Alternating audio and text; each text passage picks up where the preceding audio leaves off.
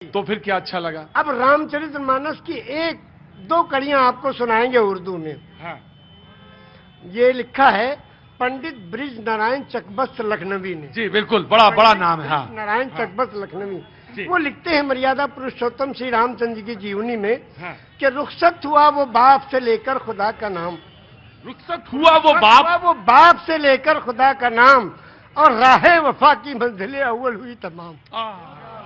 जब जाने लगे मर्यादा पुरुषोत्तम पिता के त्रिवचन को पूरा करने के लिए, तो पिता से जाके आज्ञा लेते हैं कि पिताजी अब हम जा रहे हैं, आपके आज्ञा का पालन करने जा रहे हैं, और माता को जो आपने, सौतेली माता को जो आपने वचन दिया उसको पूरा करने जा रहे हैं, आपका आखिरी दर्शन करने आए हैं।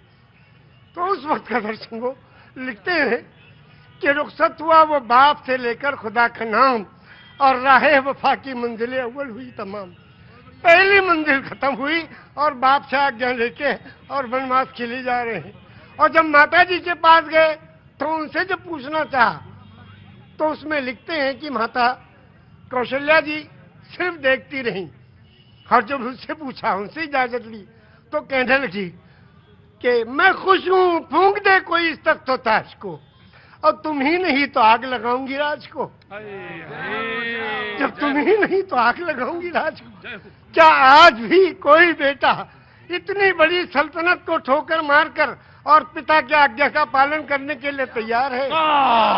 ये वचन दिया है श्री रामचंद्र जी ने, ये वचन दिया है पूरी दुनिया को कि देखो अगर पिता कहे तो राज को भी ठोकर लगा दो। उस जमाने में ये था कि बड़ा बेटा वही उत्तराधिकारी होता था, सब छोड़ के चले गए। क्या आज भी कोई बेटा है? तो इस राम की जीवनी से ये सबक लेना चाहिए। आचार्य जी, आप तो आपने तो आचार्य, अब बिल्कुल, अब इसके आगे अब आप हमसे क्या कहवाएंगे? बस धन्य है ऐसे महान पुरुष। दोनों आंखों से जलधार बह रही है, और शायद निषाद राज ने भगवान के जब चरण पखारे होंगे तो शायद यही रहा होगा दृश्य। निषाद राज ने यही पूछा।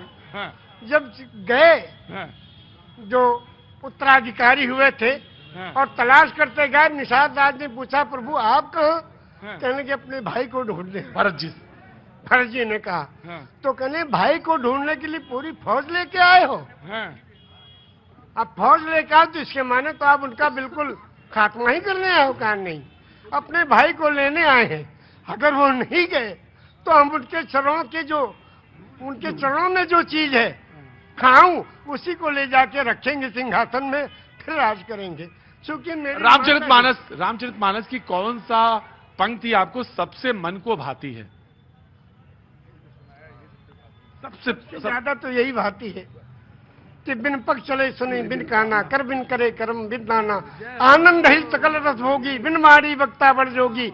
एक राम है घर घर लेटा, एक राम है दशरथ बेटा, और एक राम है जगत प्रचारा, एक राम है जग से न्यारा। और उस राम को कब याद करते हैं? उस राम को याद करते हैं जब अर्थी उठाई जाती है। क्या कहते हैं? राम राम सत्य है। क्या मतलब? मर्यादा पुरुषोत्तम श्री रामचंद्र की जो पूजा अर्चना उपासना करते थे, जिस राम की वही राम सत्य है। राम राम सत्य है, राम नाम सत्य है, हरि का नाम सत्य है, और सत्य बोलो मुक्ति है। वो कौन सी सच्चाई है जिसमें मुक्ति और कल्याण छुपा है? उसको जो जान ले उसका जीवन सफल है। तो क्या 18 पुराण कौन कौन से? श्री विष्णु पुराण, शिव पुराण, पद्म पुराण, स्कंद पुराण, गरुड़ पुराण, वायु पुराण, सूर्य पुराण, अग्नि पुराण, ब्रह्म वैवर्त पुराण, लिंग पुराण, वामन पुराण, उत्तर भूषण पुराण, काकभूषुंड पुराण, हरिवंश पुराण, देवी भगवत पुराण, भाष पुराण, भविष्य पुराण, मत्स्य पुराण, कल्प पुराण। विष्णु पुराण से कल्प पुराण तक आपने 18 पुराण के नाम, वेद भी। और आप मक्का होया है? हाँ, मक्का भी हुआ है 2 बार जी। एक शब्द के बारे में कहना चाहते हैं, सिर्फ एक शब्द है नमाज। वाह, सभी लोग जानते हैं, मुस्लिम कम्युनिटी के लोग नमाज पढ़ते हैं। ये निवेदन करना चाहता हूं कि ये शब्द नमाज भाषा कौन सी है? इंग्लिश है कि उर्दू है कि अरबी है कि क्या है? ये भाषा कौन सी है? ये अगर चौरसिया जी बता दें तो उनका अभिनंदन है। बहुत सुंदर। आज तो आपने लगता भिगो भिगो के देना तय कर लिया है। मौसम नहीं है भीगने वाला। ये लखनऊ है भैया।